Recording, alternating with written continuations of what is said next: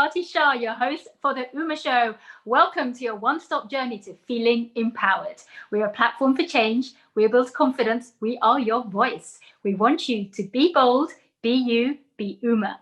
Today, we are exploring women changing society. And I'm so excited to be joined by a goddess of go-getting, Seema Kumar, who is Global Head, Office of Innovation, Global Health and Scientific Engagement at Johnson & Johnson. And she's also the founder of SEEMA. So welcome, Seema. It's so great to see you.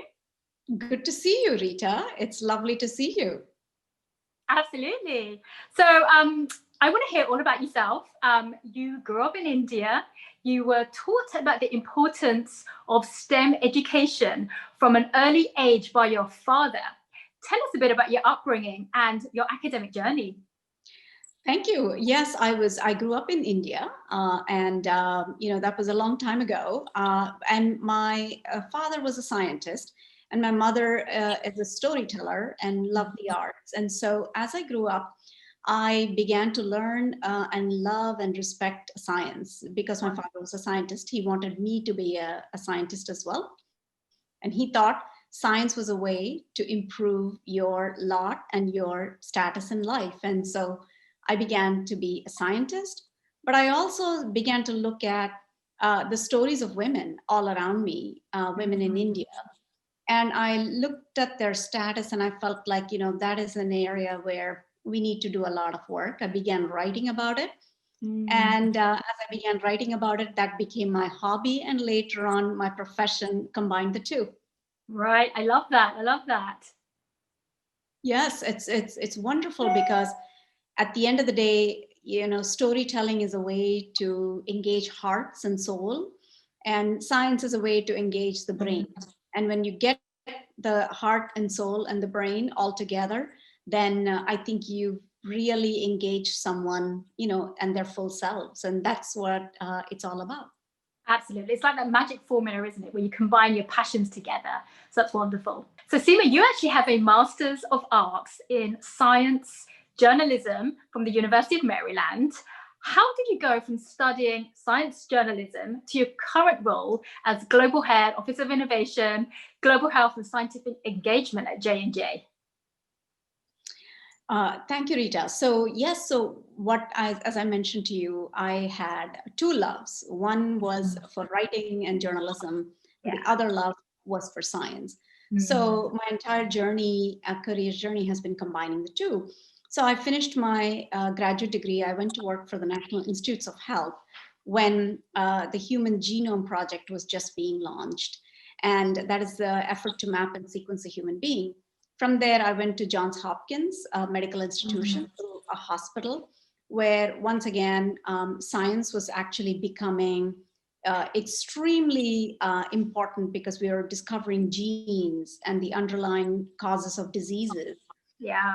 Then from there, I went to National Institutes of Health, where I worked to really, again, take all of the science, so my knowledge of science and the importance of all of the incredible progress we were making in science, and then communicate that to people and also within the National Institutes of Health.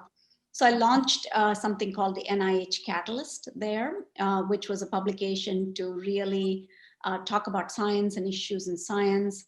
And then from there, I went to MIT, to the Massachusetts Institute of Technology and their big biology institute called the Whitehead Institute. And then once again, I began to get engaged in the Human Genome Project. And I was at the White House when President Clinton and Prime Minister Tony Blair from London announced basically the sequence of the human being. And that was in the year 2000. And the day after that, we all thought that very quickly after the human genome was sequenced, that we would all be solving diseases left, right, and center and finding, treatments for diseases. But as it turns out, it is a long way from finding a gene or a molecule to finding a medicine that actually you can take as a pill. And so A recruiter reached out to me, asked if I would come do the same thing that I've been doing for a pharmaceutical company. I said, which company is it? And they asked me to take a guess, and I kept on guessing. I gave up finally after the 15th guess, and I said, okay, I give up. Which company is it? And they said Johnson and Johnson. And I said, Johnson and Johnson, come on, that's not a pharmaceutical company. That's a company that makes, baby shampoo. And, it's a mother and baby company and Band-Aids. And they said, well, that's the reason why we need you, because we need the world to know that Johnson and Johnson is a scientific powerhouse. So that's how I joined Johnson and Johnson. Wow. And within J&J, first I worked in the pharmaceutical business. Then I launched the innovation centers and J Labs, then Global Public Health Organization, and so on and such forth. And now I am yet again in a new role. In this newly created Office of Innovation, Global Health and Scientific Engagement, working to really drive engagement in public health in the COVID crisis that we're going through as a world, but also communicate about our vaccine, but to do that in a way that is not about science, but it's about public health and engaging the public and bringing them along on the journey. What a journey. And, it really goes to show, Seema, how it's almost like sometimes you don't plan for things. These paths, your interest, your passion, it's almost one thing leads to another. So that journey is amazing. So thank you so much for sharing that with us. So Seema, you've always been a champion for not only STEM and global health, but also a big supporter for mentoring women. Why do you think it's important to mentor women in particular? Women represent 50% of the world's population, maybe even more. And yet women have never had the equal opportunity or the equal chance to make an impact like men have had. And this has been through centuries and decades of subjugation of, roles of women that have been traditional and, never really questioned. And I think that through years of subjugation, whenever there is a population that is marginalized for centuries, it takes a lot to get out of that and feel empowered. So I think empowering women is important for those reasons, to ensure that they have the equal opportunity, they have a voice, and that they know that they have a voice. And equal pay, equal rights, equal voice, and it can be whoever they want to be. And that's the reason why it's important. No, absolutely. And that's so well said. Because you're right, without somebody having that role model there for them, it's almost hard to actually see what you can be. And there's that phrase, isn't there, Seema, that, if you can't see it, you can't be it. So I think that is exactly what you're creating. So I really, really love that. So my next question really is, as a senior woman in leadership, what do you see as the main challenges facing women, specifically in leadership, breaking through that glass ceiling? I think the challenges continue to be that of, the equal pay, equal rights, equal opportunity. Those are the challenges. So I think there's a few ways to tackle that, right? One is to ensure that there are some table stakes. So women bear, a disproportionate burden of the household chores and of family care. And what that means is that, when they are at work, they need the flexibility, the flexible work hours, the flexible opportunity to have childcare, to be able to take care of and balance their, different duties, or to have somebody else help them in those different duties. So those are table stakes that one must have. So, but beyond that, in leadership positions, to be able to give opportunity to women in leadership is another area where I think that there is still a little bit of reluctance, partly because women may or may not show up in the same way that men show up. What do I mean by that? It's always said that a male might look at a job description and say, I can do 80% of this, so I'm ready. a woman may look at a job description and look and say, oh, I can only do 80% of it, so I'm not qualified. So it's those sorts of things that still we need to make sure that we have champions. Yep. We need to make sure that we have mentorship. We also need to have a supportive environment. And without that supportive environment and the environment of inclusion, it's very hard for somebody, despite how skilled they might be, and despite how powerful they might feel inside, without that inclusion, without that welcoming atmosphere, it's very hard to break through those barriers. So the barriers come partly because of the systematic and systemic institutional ways we have set things up. So it's going to take some time, and we have to keep working on it.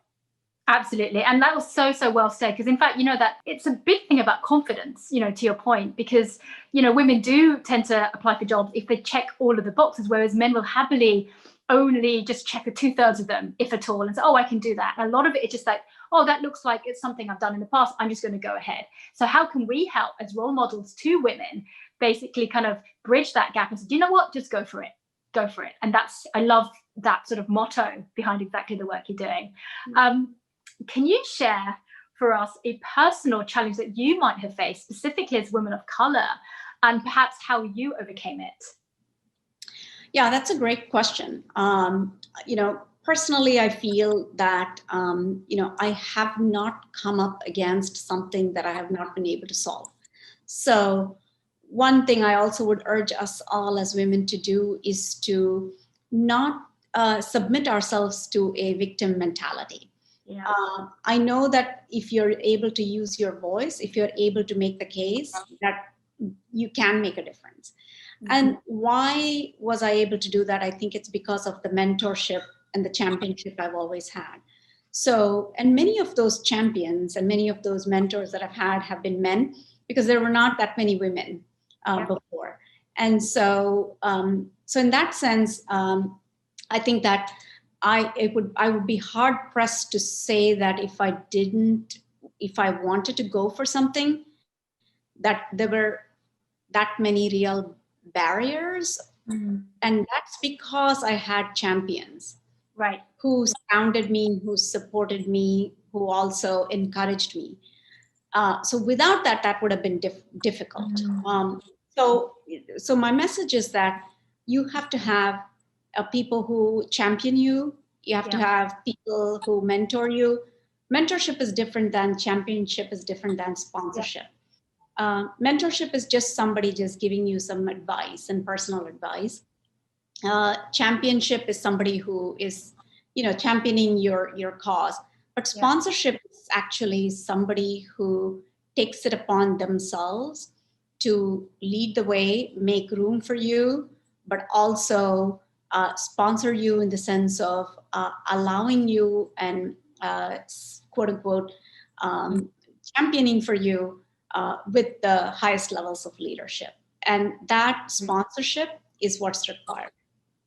Yeah, absolutely. And that's really, really well said. Because, to your point, Seema, a lot of successful women that, I'm now spoken to say very much similar advice in terms of don't play victim. So I'm always asking, well, what do you actually mean by that? But it's exactly to your point. It's almost like sometimes you're given opportunities because they're not made available, or people don't even realize they're not put in front of you. But once you're given those opportunity, it's hard work, it's resilience, it's earning your stripes like anybody else out there. That shows you're proven that spot. I mean, the last thing you want to do as, a woman of color, or somebody with some sort of other minority background, is to ever have that impression or feel like you're given a spot because of you're playing the diversity card or because you're a minority. You want to show people you're there because you deserve to be there. And that's exactly it. So I think, as you said, having mentoring, a champion or sponsor helps sort of nurture that and sort of point you in the right direction. So these are really, really important facets, I would say. Very much so. So Seema, aside from work, you founded this empire called SEEMA. Tell us about that. Yeah, SEEMA is something that I dreamt about when I was a young girl in India. So in India, growing up, one of the things I noticed is that women so needed to be empowered. They had so much potential, and yet they were forced into playing roles that perhaps were not unleashing their full potential. Yeah. And that was a long time ago, obviously. And throughout my life, I've been about women's empowerment. And then the chance came when I began to think more about it. And in my career, also, I champion women. But this was much more personal about South Asian women and women of South Asian origin, who I find here in the United States, in Europe, in many other places, who are leading and breaking barriers. They're all over the place. And as you may know, SEEMA Magazine just published, profiles of many of the women who are actually running for office now in the United States. Yeah. More than 50 of them in at least 16 states. And so women are doing all this, and yet the representation for women is not there. Yeah, and so there isn't a women's magazine for the women in the diaspora who are making such a big difference and contributing in big ways to politics, to science, to society, to arts and culture, in so many different ways. So SEEMA is a platform to really showcase women, but also create a community where women of South Asian origin can come together, not because it's just nice to come together, but to do something and make a difference. What is our collective vision? What kind of change do we want to drive in this world? What kind of a future do we want to create for the next generation of young girls? And how do we make that vision come alive? And that's what SEEMA is all about. Amazing. It's absolutely fantastic. And obviously, having read and seen and followed you for a while now, I think the work is absolutely much needed, but actually doing what it's supposed to is inspiring others as well. So well done on that. It's no wonder, because of all the work you do, that you serve on so many advisory boards. You have authored hundreds of articles on science, medicine, and women's empowerment, and you've won several awards, including from the American Medical Writers Association, plus 3 gold medals for media relations, science education, and digital communication. I mean, congratulations. How do you fit everything in? You know, when your passion drives you and when you want to make a difference, the adrenaline pumps in, you just get going. And so when you're doing something that you love day in and day out, you don't notice it. So that's part of it. The other part of it is, I would say that diversity is really the driver of innovation. So things always happen at the juxtaposition of things. Finally, I always love to take time to enjoy the small things in life. They are actually the big things in life, whether it's family, whether it's gardening, whether it's cooking, whether it's reading, traveling. Those are all things that actually nurture your soul. So while the career is important for nurturing your mind and your spirit, you need to nurture your soul as well as your body. Yeah. And so I think doing that and then doing good. And my family, they keep me also very centered, and my friends keep me centered. So that's what inspires me. Oh, I love that. You found your tribe and you want to stick by that. I love that. Speaking of your family, you currently live in New Jersey with your husband and your college-aged son. He's 21. Tell us a little bit about, what you do as a family to relax. Oh, we used to travel a lot. We went out for dinners a lot, hang out by the pool in the summers. We go out together. All of that, of course, has changed with COVID, but it's nice in a different way, in the sense that my son is here working from or doing school, doing his college course from home. My husband is working from home. I'm working from home. And it's one of those times that we as a family have had. We've never had this before. Time to be together in the house 4 hours a day. And sometimes it can get a little bit nerve-wracking to be all on top of each other.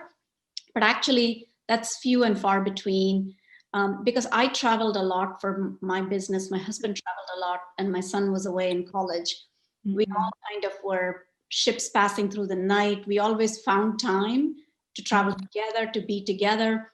But now this is like 24/7. And so it's lovely actually to have that. So there are some silver linings, I will say, with COVID.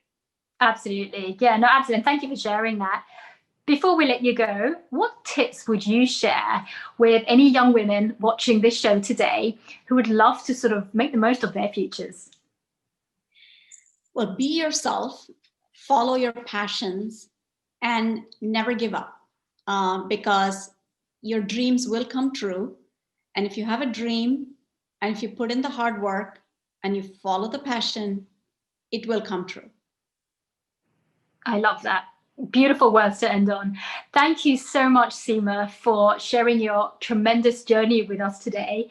Seema Kumar, Global Head, Office of Innovation, Global Health and Scientific Engagement at Johnson & Johnson, and founder of SEEMA.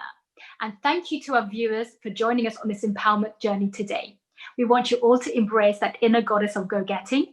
We want you to be bold, be you, be Uma.